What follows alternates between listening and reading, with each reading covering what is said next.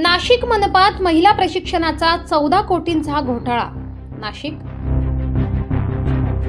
नाशिक महापालिकेत महिला आणि बालकल्याण विभागामार्फत महिलांना स्वयंरोजगारासाठी जे प्रशिक्षण दिले जाते त्यात 14 कोटींचा घोटाळा झाल्याचा धक्कादायक आरोप प्रहार जनशक्ती पक्षाचे जिल्हा प्रमुख अनिल भडांगे यांनी केला असून या प्रकरणी मनपा आयुक्त मनीषा खत्री यांना निवेदन देण्यात आले आहे। महापालिकेचे उपायुक्त नितीन नेर यांच्यासह अनेक अधिकारी यामध्ये सामील असून ते महापालिका आयुक्त यांची दिशाभूल करत आहेत। तसेच या प्रकरणी मनपा आयुक्तांनी सखोल चौकशी न केल्यास जे अधिकारी यामध्ये दोषी आहेत त्यांना खुर्चीला बांधून प्रहार आक्रमक आंदोलन करेल असा इशारा भडांगे यांनी दिल्याने दोषी अधिकाऱ्यांमध्ये खळबळ उडाली आहे। मनपाने soft zeal technology private limited Pune आणि G and skill development private limited Haryana या कंपन्यांना हे काम नियम डावलून दिल्याचा आरोप भडांगे यांनी केला आहे।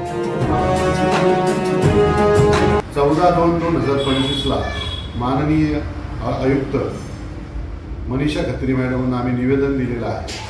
विषय असा आहे की नाशिक महानगरपालिकेमध्ये महिला बाल कल्याण विभाग अंतर्गत महिलांना प्रशिक्षण देण्यासाठी 2 कंपन्या नेमलेल्या आहेत। त्याच्यात पहिली आहे soft zeal technology private limited Pune व दुसरी G and G skill development private limited Haryana. या दोन्ही कंपन्यांना नाशिक महानगरपालिकेच्या महिला बाल कल्याण विभागाने 14 कोटीचं टेंडर दिलेलं आहे। सर्वात मोठा पहिला प्रश्न आहे की नाशिकमध्ये कॉन्ट्रॅक्टर नाहीये का? जर आपल्या नाशिकचं काम आहे तर नाशिकच्या कॉन्ट्रॅक्टरना टेंडर मिळालं पाहिजे, पण ठीक आहे ती टेंडर प्रोसिजर आहे त्याच्यामुळे त्यांनी त्या हरियाणाच्या कॉन्ट्रॅक्टरला दिलं असेल। मात्र याच्यामध्ये जे आपले महिला बाल कल्याण विभागाअंतर्गत जे टेंडर दिलं महिला प्रशिक्षणाला कोणत्याही महिलेला या विभागाच्या योजनेअंतर्गत कोणत्याही महिलेला प्रशिक्षण दिलेलं नाहीये। फक्त कागदावर प्रशिक्षण दाखवलं आहे आणि 14 कोटीचा भ्रष्टाचार नाशिक महानगरपालिकेमध्ये झालेला आहे। खरं तर मी असं म्हणेल की पहिले आम्हाला वाटत होतं की नगरसेवक होते नगरपालिकेमध्ये तर नगरपालिकेचे नगरसेवक भ्रष्टाचार करतात, पण मात्र नगरपालिकेचे अधिकारी ह्या नगरसेवकांपेक्षा महाचोर निघाले, कारण यांनी डायरेक्ट 80% निधी खाऊनच टाकलेला आहे। माझा डायरेक्ट आरोप आहे की ह्या विभागातील जे कोणी अधिकारी असतील कर्मचारी असेल 14 कोटीपैकी 80 कोटी यांनी डायरेक्ट खाल्लेले आहेत, कारण कोणत्याही प्रकारची योजना राबवली गेलेली नाही। याच्यामध्ये तुम्हाला एक सांगू इच्छितो की आतापर्यंत बनावट कागदपत्र नियमबाह्य कागदपत्र जमा करून 4,40,00,000 बिल आतापर्यंत काढलेलं आहे। म्हणजे मला एक सांगा, जर एवढा मोठा भ्रष्टाचार आणि हा भोंगळ कारभार जर नाशिक महानगरपालिकेमध्ये चालत असेल तर प्रहार हे खपवून घेणार नाही।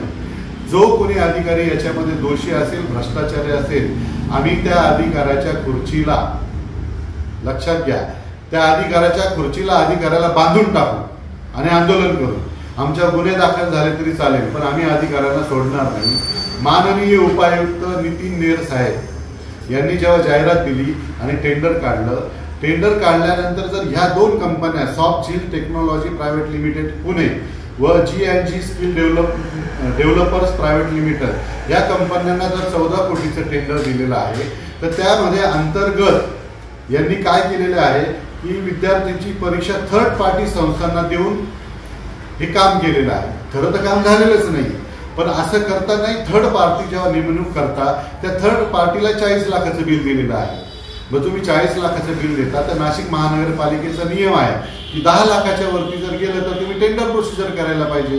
टेंडर प्रोसिजर करून काम दिलं पाहिजे होतं आणि थर्ड पार्टीला द्यायला पाहिजे होतं।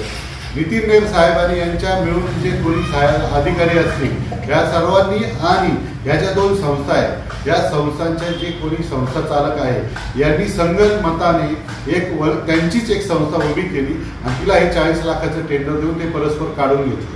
म्हणजे हा किती मोठा भ्रष्टाचार नाशिक महानगरमध्ये पालिकेमध्ये चालू आहे। मी माननीय आयुक्त मनीषा खत्री साहेबांना विनंती करतो की असे भ्रष्टाचार तुम्ही लवकरात लवकर थांबवा। आम्ही निवेदन देऊन आता 4 दिवस झालेले आहे।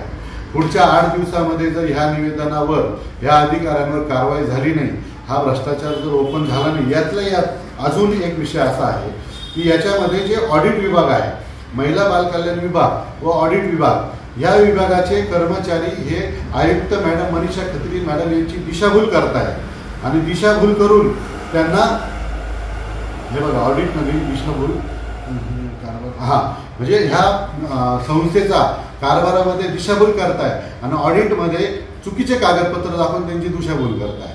आयुक्त मॅडमला माझी विनंती की ह्या प्रकरणाच्या मुळाशी जाऊन तुम्ही हा भ्रष्टाचार ओपन करून ह्या अधिकाऱ्यांना निलंबित करा, यांच्यावर कारवाई करा. चौकीच्या बाहेरचे अधिकारी घेऊन चौकशी यांची लावा आणि यांच्यावर कारवाई करा. अन्यथा प्रहार जनशक्ती पक्षाच्या वतीने मोठ्या प्रमाणात अधिकाऱ्याला खुर्चीला बांधून आंदोलन करण्यात येईल. जय हिंद, जय महाराष्ट्र, जय प्रहार.